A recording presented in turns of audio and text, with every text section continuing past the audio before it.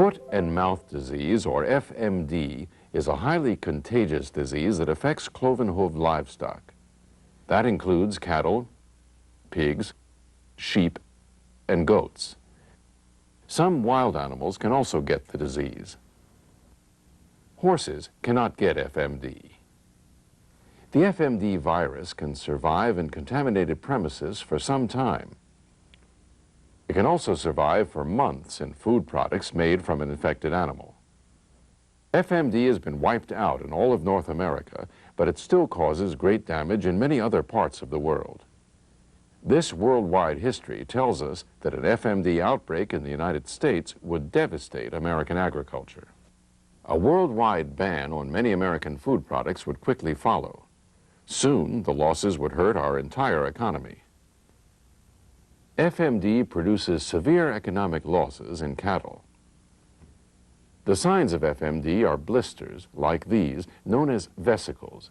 They usually occur in the mouth and around the hooves. These vesicles rupture quickly, leaving open sores.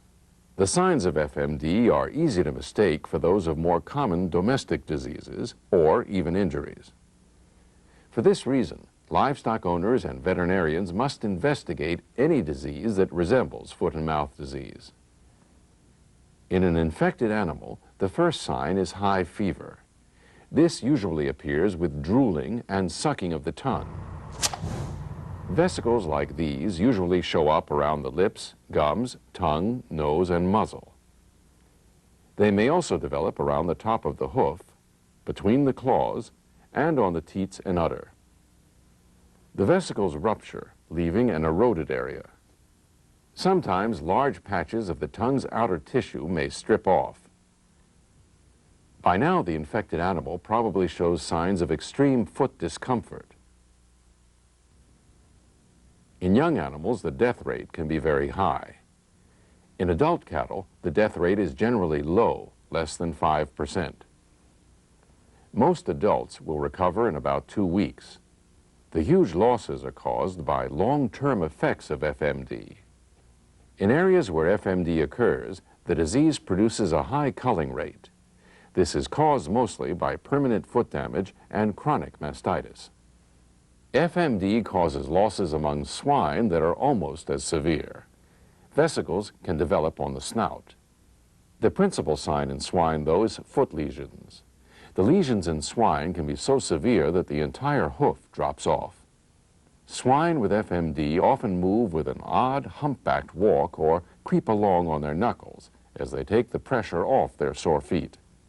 The long-term outcome for swine is similar to that for other livestock: poor growth. Swine are a special concern because their feed can come from many different sources. They might get FMD from contaminated table scraps, for example. When swine get the disease, they breathe out a huge number of infectious particles, more than any other species. This spreads the disease quickly through the air to nearby animals. Several kinds of wildlife, including antelopes and wild sheep, can also get foot and mouth disease. They may show signs like those in livestock, including vesicles on the mouth, muzzle, and feet. Lameness is the most common sign that you may notice in the field. Sheep and goats can also get FMD. The signs are less obvious in these animals. They may be limited to some mild lameness and small erosive lesions in the mouth. Because the signs are mild, FMD in sheep and goats is especially dangerous. The infection can easily be missed. This may allow the animals to act as a source of infection for other species. Foot and mouth disease is seldom fatal, but the economic losses for the infected herd are severe. The biggest problem is that FMD is highly contagious. The virus spreads easily by contact among animals. In fact, animal-to-animal contact is not required to spread the disease. Animals can get FMD simply by inhaling virus particles that are breathed out by infected animals. The virus can remain active on a variety of surfaces for days or weeks, and it travels easily on clothing, shoes, or vehicles, or even in the respiratory tract of species that can't get the disease, including humans. Sick animals that have recovered can also act as carriers, infecting clean stock as they come in contact. For this reason, the disease may break out again in later generations of animals, months or even years after the first infection.